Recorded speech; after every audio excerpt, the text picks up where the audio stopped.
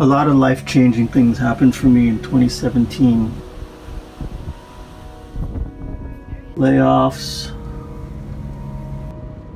things that I didn't have control over, changed the way I thought about how I was going to make a living.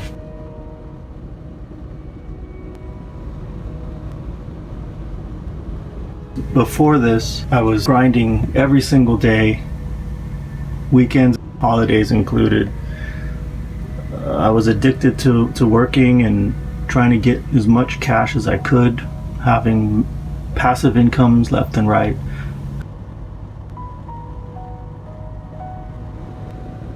Working while I was at work on other projects. I was a workaholic, and I'd come home completely burnt out, but wanting to do more work because I was chasing that paper.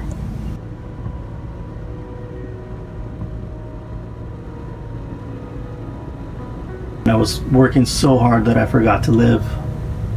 I wouldn't go on vacations and just grind until I got to this point.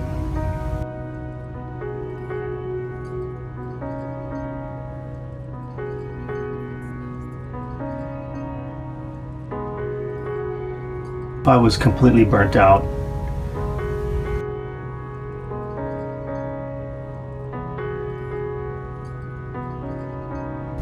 I had plans on buying a home. I had plans to buy some land.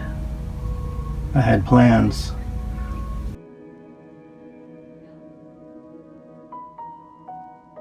God has other plans. It's funny in the way that things work out.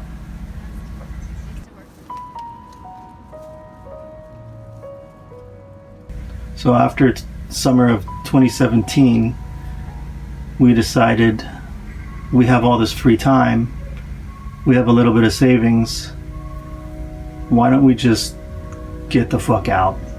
Let's just go. Let's just pack the FJ with whatever we think we might need and just drive.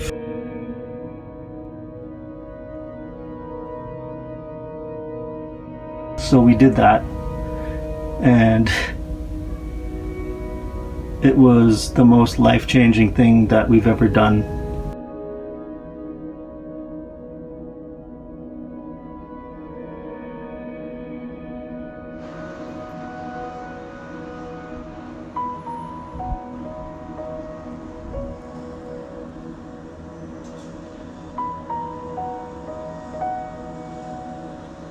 We got to see things that we would have never seen, met people we would have never met.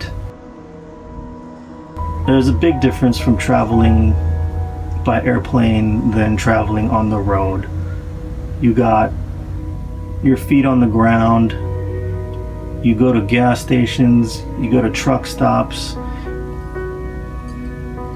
I have met some of the nicest people on the road trip. I swear, this was an eye-opening experience for us.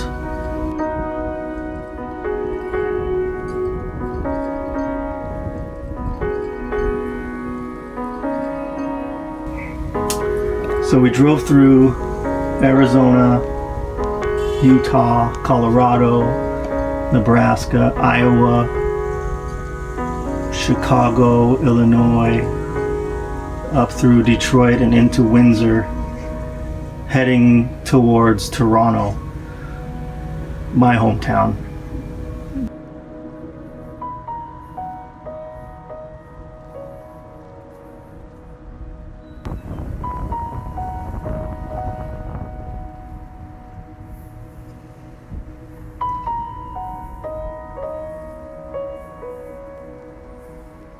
I left Toronto in 1987 and actually came to California in a van. That's the old house. We ended up driving straight from Hermosa Beach, California, all the way up to Toronto in about 8 days.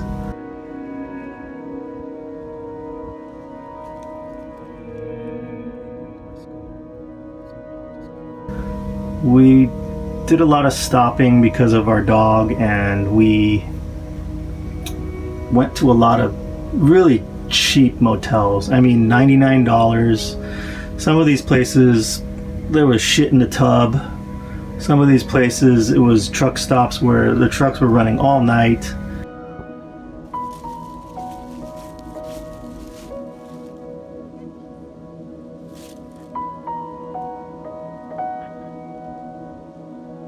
Some of these places, there were crackheads out in the parking lot, so I was afraid that our truck was going to get broken into and have everything taken out. I think one of the hotels, there was a ghost in the hallway running up and down. But all in all, we ended up back in my hometown, visited family, and because of our Airbnb being so expensive, it limited our trip.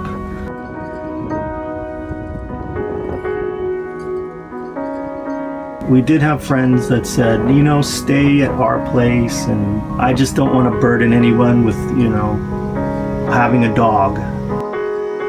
So we were also running out of funds. We decided to turn back around and do the drive all over again.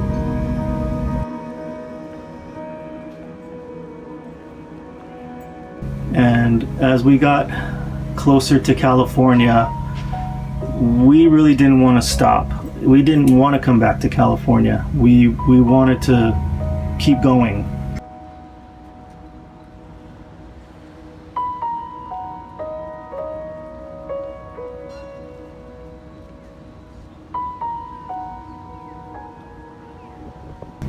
And this is one of the reasons why I decided to sell the truck and get a van.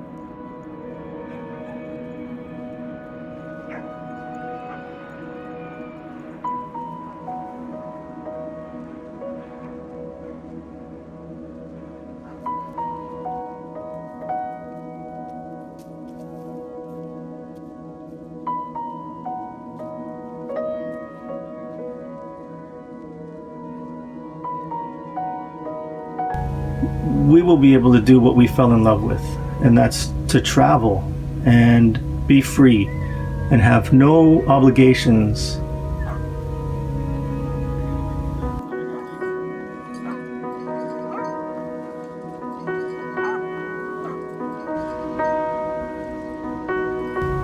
It's funny, after being laid off, just taking some time off from the daily 9 to 5, and seeing how the world changed around me, seeing how people were rushing to work every morning, rushing back home.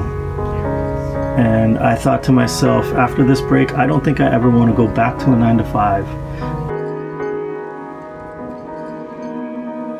I ended up freelancing and doing my own thing, and I gave myself 1 year to do it. And we're rolling on year 4. God has a plan. You can plan all you want, and it'll never end up exactly the way you planned it.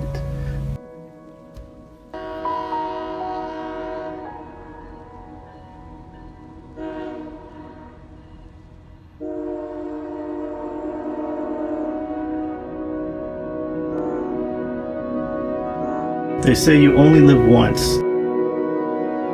Then why not just do what you want to do?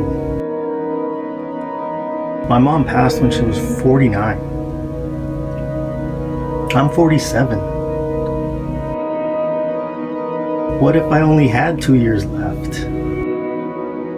What would you do with the last 2 years of your life if you knew that you only had 2 years left?